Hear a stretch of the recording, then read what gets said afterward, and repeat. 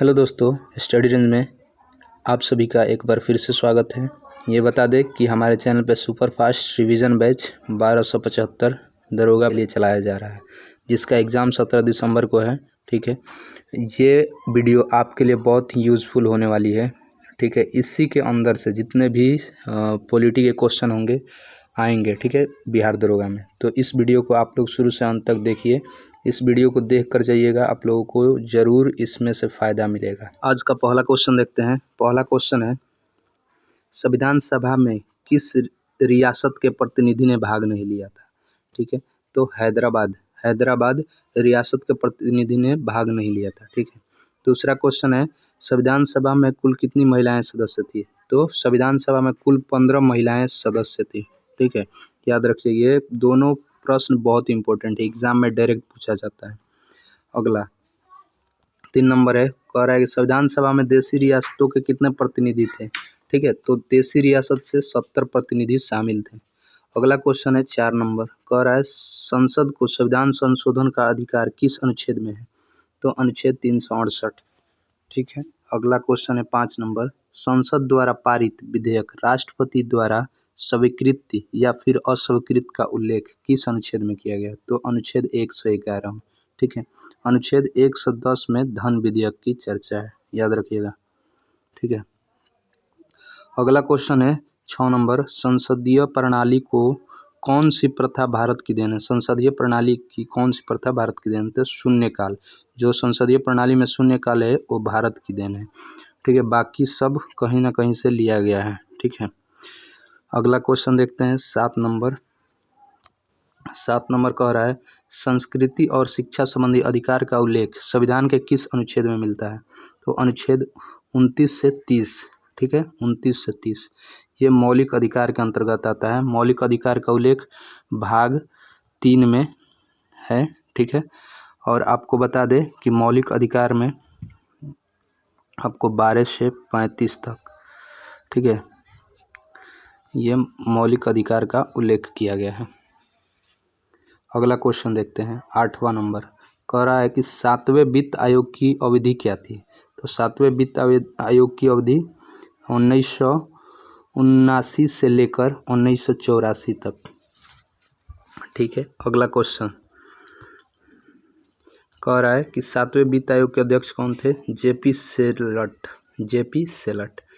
ठीक है। अगला क्वेश्चन है 10 नंबर, साधारण विधेयक से संबंधित गतिविधि को दूर करने के लिए संसद के दोनों सदनों की संयुक्त बैठक कौन बुलाता है?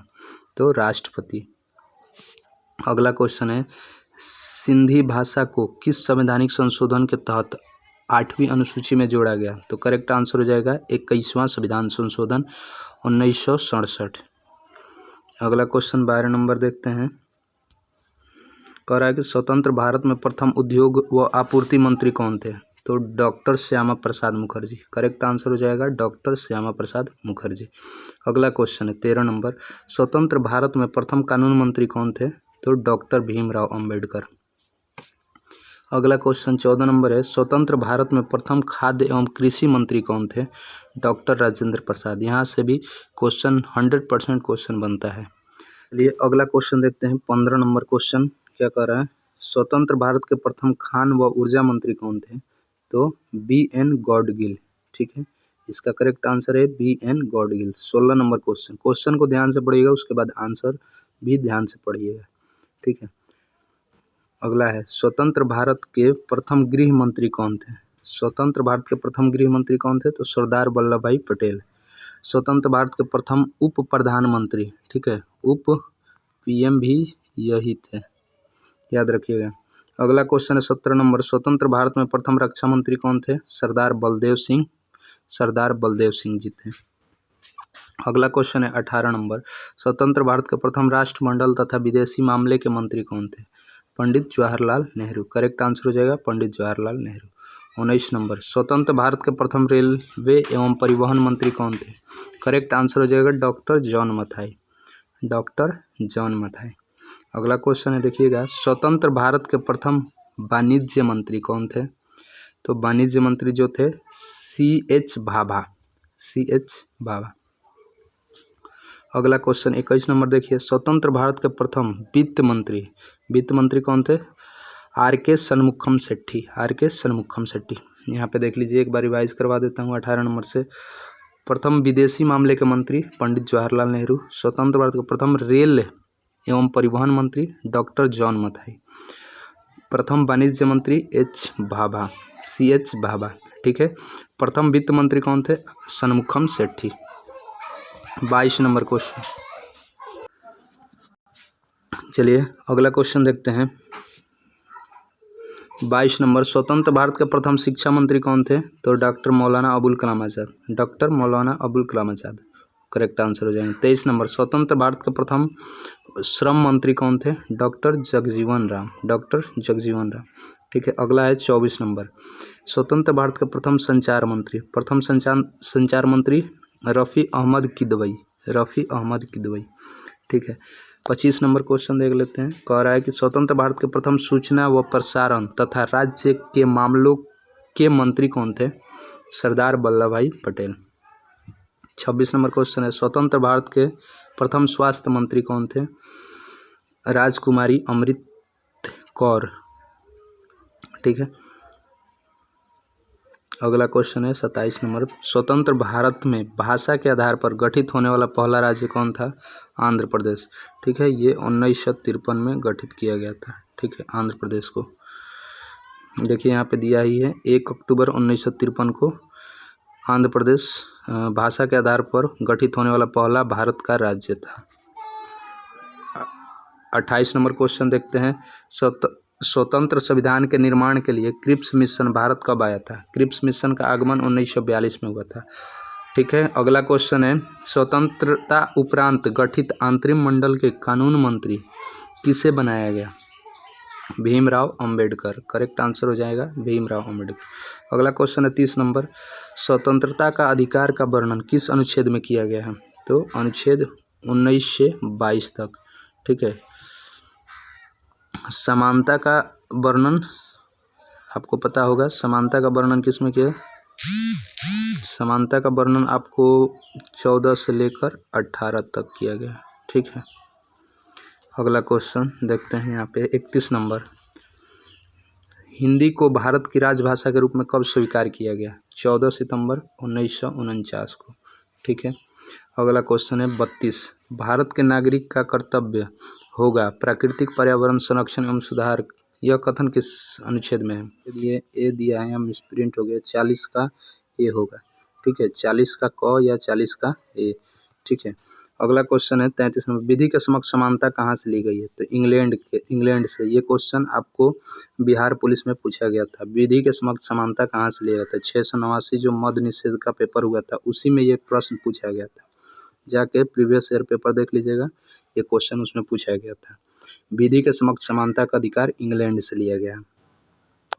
अगला क्वेश्चन है 34 नंबर, 11वीं अनुसूची को भारतीय संविधान में किस संवैधानिक संशोधन के तहत जोड़ा गया? तो करेक्ट आंसर हो जाएगा आपका 73वां संविधान संशोधन 1993। ठीक है। अगला क्वेश्चन 35 नंबर है, 11वीं अनुसूची में कुल कितने विषय प्रदान किए गए हैं? 11वीं अनुसूची में 29 विषय प्रदान किए गए हैं। ठीक है। 12वीं अनुसूची में कुल कितने विषय प्रदान किए गए हैं? तो 12वीं अनुसूची में 18। अगला क्वेश्चन 37 नंबर है, 14वें वित्त आयोग का गठन कब किया गया? 2013 में। 14वें वित्त आयोग का गठन 2013 में। ठीक है। 38 नंबर क्वेश्चन है, 14वें वित्त आयोग की अवधि 2015 से 2020। अभी कौन सा वित्त आयोग चल रहा है? 15वां वित्त आयोग। ठीक है। तो इसकी अवधि क्या होगा? 2020 से लेकर 2025 तक। 2015 से लेकर 2020 ये है, और 2020 से लेकर 2025 तक 15वां वित्त आयोग। ठीक है। अगला क्वेश्चन देखिए, कह रहा है 14वें वित्त आयोग के अध्यक्ष YV रेड्डी हैं, 15वें वित्त आयोग के अध्यक्ष NK सिंह हैं। ठीक है। अगला 40 नंबर, 1773 ईस्वी के रेगुलेटिंग एक्ट के तहत 1774 में कहाँ पर प्रथम उच्च न्यायालय की स्थापना की गई थी? तो करेक्ट आंसर हो जाएगा कोलकाता में। ठीक है, इसके प्रथम जो मुख्य न्यायाधीश थे वो सर एलिजा इम्पे थे, सर एलिजा इम्पे थे। ठीक है, याद रखिएगा। अगला क्वेश्चन है 41 नंबर, कह रहा है 1774 में कोलकाता में स्थापित उच्चतम न्यायालय के प्रथम मुख्य न्यायाधीश, यहाँ पे यही बता रहे थे, सर एलिजा इम्पे थे। अगला क्वेश्चन है 42 नंबर, 1953 में गठित राज्य पुनर्गठन आयोग के अध्यक्ष कौन थे? करेक्ट आंसर हो जाएगा फजल अली। अगला क्वेश्चन 43 नंबर देख लीजिए, 1966 में किस संवैधानिक संशोधन के तहत चुनाव आयोग के अधिकारों में परिवर्तन कर उच्च न्यायालय को चुनाव याचिका सुनने का अधिकार दिया गया? तो 19वां संविधान संशोधन, याद रखिएगा। चलिए 44 नंबर क्वेश्चन देख लेते हैं। 44 नंबर क्वेश्चन कह रहा है 1991 ईस्वी में कौन सा संवैधानिक संशोधन करके दिल्ली को राष्ट्रीय राजधानी बनाया गया? तो करेक्ट आंसर हो जाएगा 69वां संविधान संशोधन। चलिए अगला क्वेश्चन देखते हैं। अगला क्वेश्चन है 45 नंबर, 26 नवंबर 1949 को संविधान के कुल कितने अनुच्छेद लागू कर दिए गए थे? तो 16 अनुच्छेद। 26 नवंबर को ही जब संविधान बनकर तैयार हुआ उस दिन 16 अनुच्छेद को लागू कर दिया गया था। बाकी अनुच्छेद 26 जनवरी 1950 को लागू हुआ था। ठीक है, अगला ये 26 नवंबर को संविधान दिवस मनाया जाता है संविधान बनने के उपलक्ष्य में। ठीक है, याद रखिएगा। अगला क्वेश्चन देख लेते हैं। 46 नंबर कह रहा है कि 296 सीटों पर संविधान सभा के लिए हुए चुनाव में कांग्रेस ने कुल कितने सीटें जीती थी? तो कांग्रेस को 208 सीट मिला था। ठीक है, अगला 6 से 14 वर्ष के बच्चों के लिए निःशुल्क एवं अनिवार्य शिक्षा का सब उल्लेख किसमें है? तो अनुच्छेद 21 के क में, अनुच्छेद 21 के क में। ठीक है, अगला क्वेश्चन है 48 नंबर, देखिए कह रहा है कि 84वें संविधान संशोधन अधिनियम 2001 के द्वारा किस वर्ष तक लोकसभा एवं विधानसभा की सीटों की संख्या में कोई वृद्धि या कमी नहीं की जा सकती है? तो 2026 तक। ये भी एग्जाम में पूछा गया है प्रश्न। अगला है 49 नंबर, कह रहा है कि 99वां संविधान संशोधन कब किया गया? तो 2014 में किया गया था। इस संविधान के तहत यानी इस संविधान संशोधन के तहत राष्ट्रीय न्यायिक नियुक्ति आयोग की स्थापना का प्रावधान किया गया था। अगला है 50 नंबर, देख लीजिए। यहाँ पे हाफ सेंचुरी लगने वाला है क्वेश्चनों का, तो वीडियो अगर अच्छा लग रहा हो, क्वेश्चन आप लोगों के लिए यूज़फुल हो, तो हमारे चैनल को सब्सक्राइब करके वीडियो को लाइक भी कर दीजिए। ठीक है, अगला क्वेश्चन है, कह रहा है 50 नंबर, संविधान सभा में प्रांतीय तथा देशी रियासतों के कितने लाख की आबादी पर एक प्रतिनिधि का चुनाव किया गया? तो 10 लाख पर एक प्रतिनिधि का चुनाव किया गया। अगला क्वेश्चन है 51 नंबर, संविधान सभा में महिला सदस्यों की संख्या कितनी थी? ये रिपीट हो गया 15, आपको याद होना चाहिए ये कितनी थी? तो 15 थी। अगला है 52 नंबर, संविधान सभा में सभी निम्न निर्णय किस आधार पर हुए? तो सहमति और व समायोजन के आधार पर। ठीक है, याद रखना है इसको। 53 नंबर क्वेश्चन देख लीजिए। 53 नंबर कह रहा है कि संविधान संशोधन संबंधी उल्लेख किस अनुच्छेद में मिलता है? तो अनुच्छेद 368। अगला है संवैधानिक उपचारों का अधिकार का वर्णन किस अनुच्छेद में मिलता है? तो अनुच्छेद 32 में मिलता है। ठीक है, अगला है संवैधानिक उपचारों के मूल अधिकारों का उल्लेख है, अनुच्छेद 32, वही हुआ। ठीक है, अगला क्वेश्चन है 56 नंबर, कह रहा है कि संसद के अवकाश यानी सत्र नहीं चलने की स्थिति में राष्ट्रपति को अध्यादेश जारी करने का अधिकार किस अनुच्छेद में है? अनुच्छेद 123।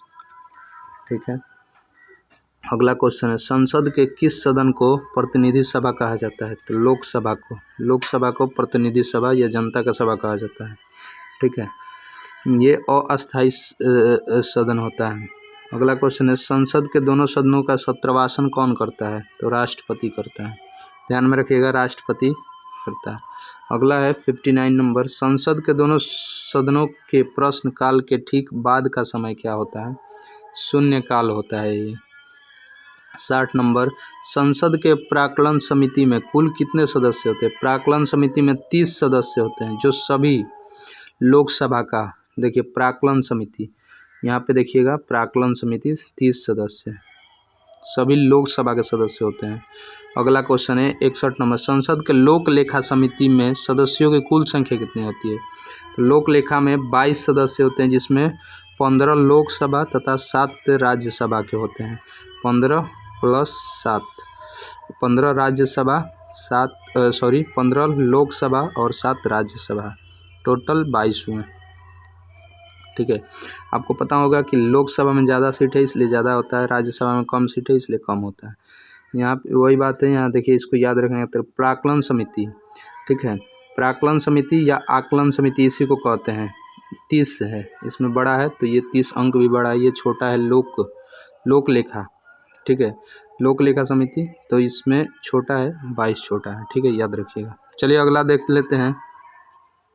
62 नंबर क्वेश्चन है, the constitution as settled by the assembly be passed नामक प्रस्ताव किस वर्ष पारित हुआ? तो 26 नवंबर 1949 को पारित हुआ था। अगला है यूटी, दिल्ली और पांडुचेरी के मुख्यमंत्रियों की नियुक्ति कौन करता है? करेक्ट आंसर हो जाएगा राष्ट्रपति। नोट में देखिए ध्यान देने वाला बात है, अन्य राज्यों के मुख्यमंत्री की नियुक्ति राज्यपाल द्वारा की जाती है। बाकी ये दो जो हैं, 2 यूनियन टेरेटरी है, दिल्ली और पांडुचेरी, इसके मुख्यमंत्री की नियुक्ति राष्ट्रपति द्वारा की जाती है। ठीक है, 64 नंबर देख लेते हैं। 64 नंबर कह रहा है, 64 नंबर, अंग्रेजी शासन काल में किस अधिनियम के तहत भारत में पहली बार महिलाओं को वोट देने का अधिकार मिला था? यह भी प्रश्न बहुत इंपॉर्टेंट है, VVI इसको कर लीजिएगा, बहुत बहुत इंपॉर्टेंट है। करेक्ट आंसर इसका हो जाएगा मोंटेग्यू चेम्सफोर्ड सुधार अधिनियम 1919। ठीक है, अगला क्वेश्चन है, अंतर्राष्ट्रीय संधि, युद्ध, सीमा शुल्क, जनगणना, विदेशी ऋण प्रसारण, टेलीफोन, विदेशी व्यापार, रेल वायु एवं जल परिवहन आदि विषय किस सूची में आते हैं?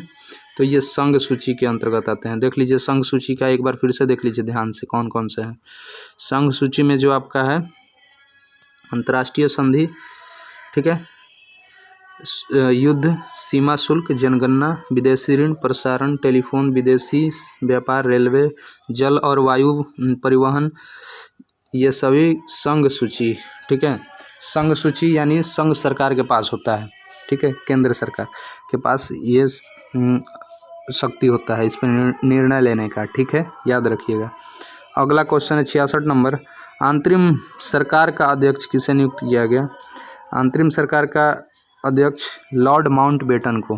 ठीक है, स्वतंत्र भारत का प्रथम जो प्रथम गवर्नर जनरल था वो कौन था? लॉर्ड माउंटबेटन ही था। अगला क्वेश्चन है 67 नंबर क्वेश्चन, अंतरिम सरकार का गठन कब हुआ था? 2 सितंबर 1946, 2 सितंबर 1946, याद रखिएगा। ठीक है, अगला क्वेश्चन 68 नंबर देख लेते हैं, अंतरिम सरकार में कुल कितने सदस्य थे? तो अंतरिम सरकार में 15 सदस्य। यह भी ध्यान में रखना है, संविधान सभा में कुल महिलाओं के प्रतिनिधि कितनी थे? 15 थे, 15 महिलाएं थी।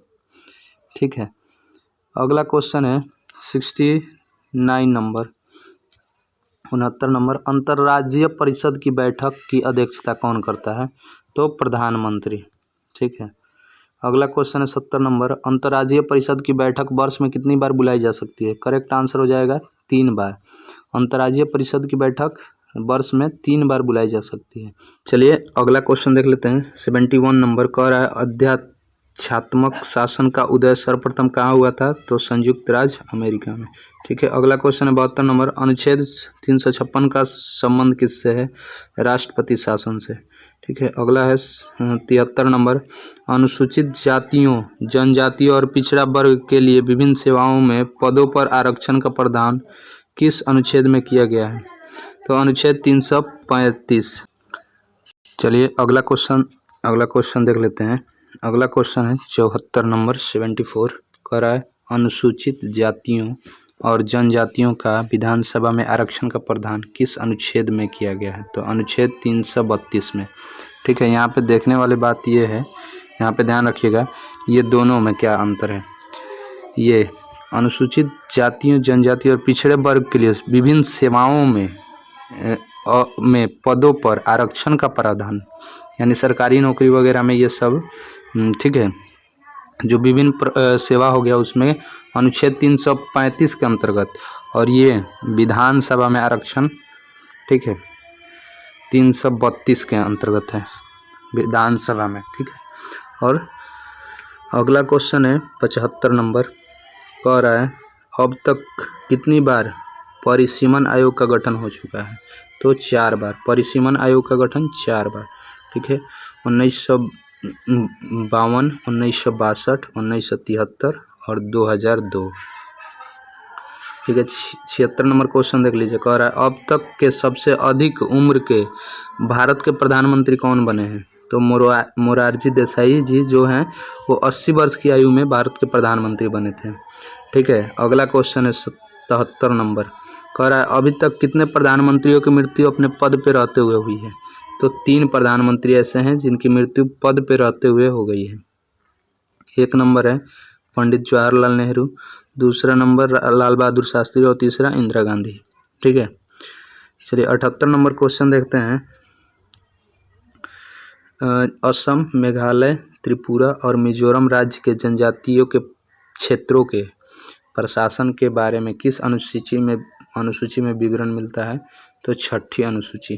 ठीक है, ATM, ये ट्रिक है याद रखने का। असम, त्रिपुरा, मेघालय और मिजोरम। M से 2 गो है तो मेघालय और मिजोरम। अगला क्वेश्चन चलिए देखते हैं 79 नंबर 79। अस्पृश्यता का अंत किस अनुच्छेद में वर्णित है? तो अनुच्छेद 17। ठीक है, अगला है 80 नंबर 8वें वित्त आयोग की अवधि क्या थी? 8वें वित्त आयोग की अवधि 1985 से 89, 1985 से 89। ठीक है, 8वें वित्त आयोग के अध्यक्ष कौन थे? वाई चौहान हो जाएंगे करेक्ट आंसर। अगला है 82 नंबर आपातकाल की स्थिति में संसद एक बार में लोकसभा का कार्यकाल कितने समय के लिए बढ़ा सकता है? तो 1 वर्ष के लिए। करेक्ट आंसर हो जाएगा 1 वर्ष के लिए। अगला क्वेश्चन देखते हैं। अगला क्वेश्चन है 83 नंबर कह रहा है आपातकाल के दौरान राष्ट्रपति को मौलिक अधिकार के संबंधी शक्तियों का प्रावधान किस देश के संविधान से लिया गया है? तो करेक्ट आंसर हो जाएगा जर्मनी। करेक्ट आंसर हो जाएगा जर्मनी से। ठीक है, अगला क्वेश्चन है 84 नंबर इलेक्ट्रॉनिक वोटिंग मशीन का प्रयोग सर्वप्रथम किस राज्य के पारुल विधानसभा के चुनाव में किया गया था? तो ये याद रखिएगा सबसे पहले जो किया गया था केरल। ठीक है, सबसे पहले केरल के पारुल विधानसभा में किया गया था 1982 में। 1982 में, ये बहुत इम्पोर्टेंट VVI क्वेश्चन है।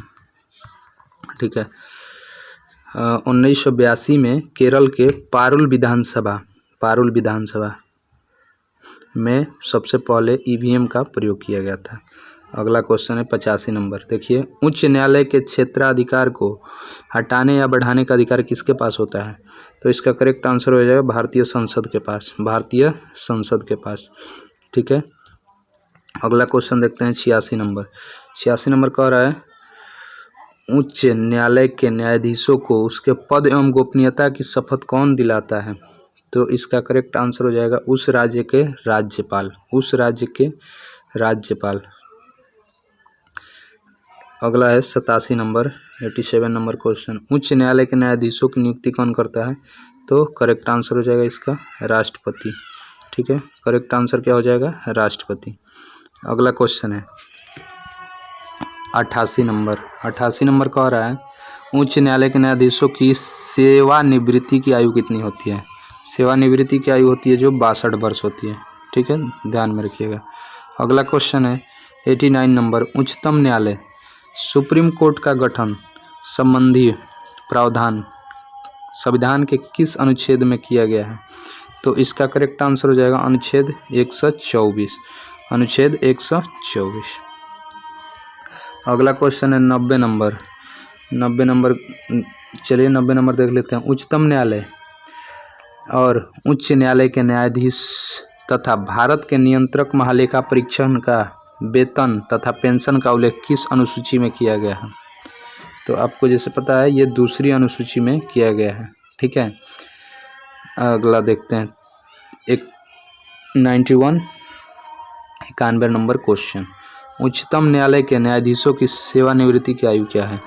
तो जो उच्चतम न्यायालय की है वो 65 यानी 65 वर्ष है। यहाँ पे ध्यान रखिएगा, उच्च न्यायालय यानी high court, supreme court. High court का जो है मुख्य न्यायाधीश, हाई कोर्ट के न्यायाधीशों की सेवानिवृत्ति की आयु 62 यानी 62 वर्ष है। और सुप्रीम कोर्ट वाले का, सुप्रीम कोर्ट के जो न्यायाधीश हैं उनके सेवानिवृत्ति की आयु 65 वर्ष, ध्यान में रखिएगा। अगला है 92 नंबर क्वेश्चन। उच्चतम न्यायालय के न्यायाधीशों की संख्या में वृद्धि करने का अधिकार किसके पास है? तो ये संसद के पास है। ठीक है, ध्यान में रखिएगा। अगला, उत्तर क्षेत्रीय परिषद का मुख्यालय कहाँ स्थित है? तो नई दिल्ली।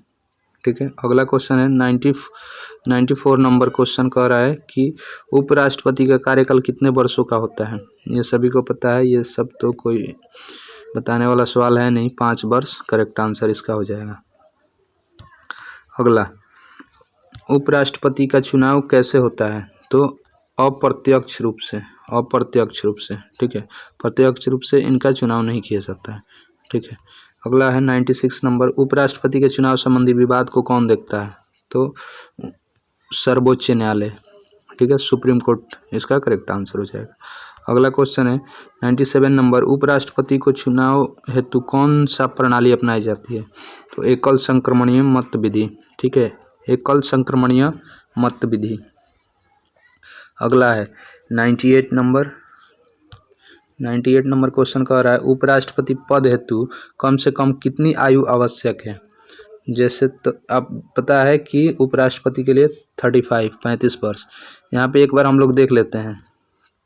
ठीक है, आइए यहाँ पे देख लेते हैं किसका किसका कितना होता है। चलिए यहाँ पे देख लेते हैं। ठीक है, चलिए देखिए एकदम नीचे से शुरू करते हैं। जो ग्राम पंचायत में होता है, ग्राम पंचायत के चुनाव लड़ने के लिए मुखिया, सरपंच, ये सब 21 वर्ष होता है। ठीक है, 21 वर्ष। उसके बाद ठीक है लोकसभा,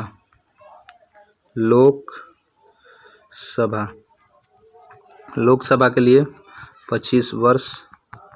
ठीक है, राज्यसभा के लिए 30 वर्ष। ठीक है, राष्ट्रपति, उपराष्ट्रपति और राज्यपाल के लिए, ये तीनों के लिए 35 वर्ष चाहिए। ठीक है, प्रधानमंत्री के लिए 25 वर्ष, पीएम के लिए 25 वर्ष न्यूनतम आयु है। ठीक है, ये सभी, और सीएम के लिए भी 25 वर्ष। चलिए अगला हम अपने क्वेश्चन पे आते हैं। ठीक है, 99 नंबर क्वेश्चन क्या कह रहा है देख लीजिए।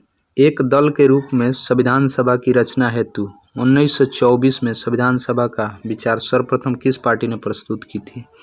तो ये करेक्ट आंसर हो जाएगा स्वराज पार्टी ने। स्वराज पार्टी की स्थापना पूछेगा तो CR दास और मोतीलाल नेहरू।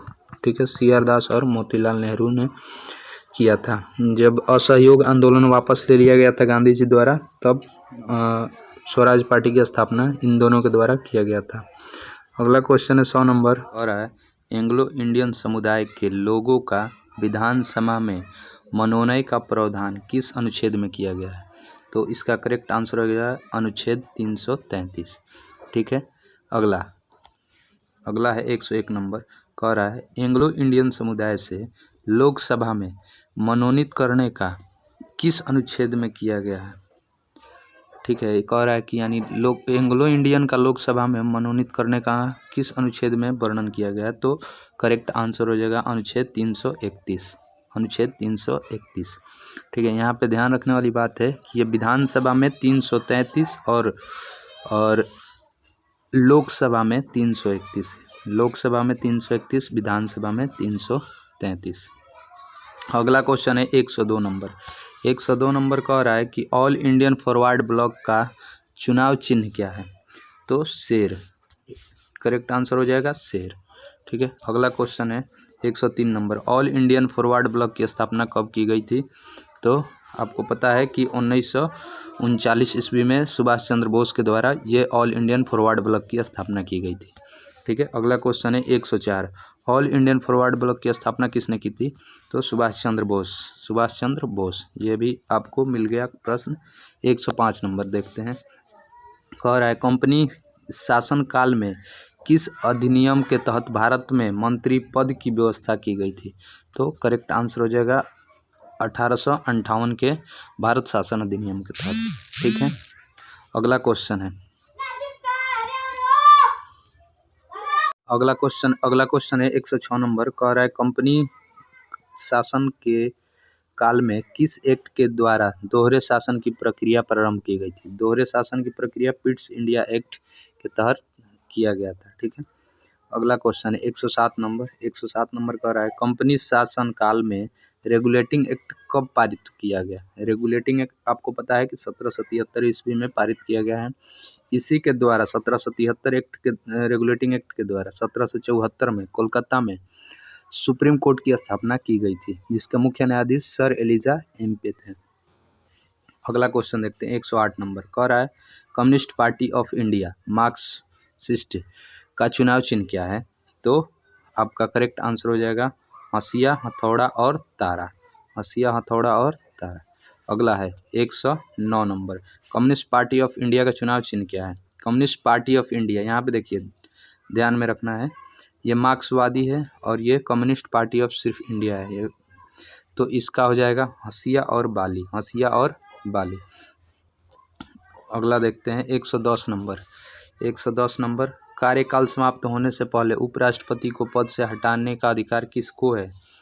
तो संसद के पास है ये अधिकार। ठीक है। 111 नंबर। किन राज्यों का राज्यसभा में प्रतिनिधित्व नहीं है? किन राज्यों का राज्यसभा में प्रतिनिधित्व नहीं है? तो इसका करेक्ट आंसर हो जाएगा अंडमान निकोबार, चंडीगढ़, दादर नागर हवेली, लक्षद्वीप, दमन एवं दीव। ये सभी केंद्र शासित प्रदेश हैं। ठीक है, ध्यान में रखना है। अगला क्वेश्चन है 12 नंबर क्वेश्चन देखते हैं। कह रहा है कि किस अधिनियम के अंतर्गत सर्वोच्च न्यायालय की स्थापना की गई थी? आपको अभी जस्ट ये क्वेश्चन बताया है, अभी जस्ट। तो रेगुलेटिंग एक्ट 1773 के द्वारा। ठीक है। अगला क्वेश्चन है 113 नंबर। कह रहा है किस अधिनियम के तहत 1843 में दास प्रथा को पूर्ण रूप से समाप्त कर दिया गया? चलिए अगला क्वेश्चन देखते हैं 112 नंबर। 112 नंबर क्या कह रहा है? किस अधिनियम के अंतर्गत सर्वोच्च न्यायालय की स्थापना की गई? तो ये आपको पता है, अभी जस्ट बताए हैं, रेगुलेटिंग एक्ट 1773। रेगुलेटिंग एक्ट 1773 हो जाएगा। ठीक है।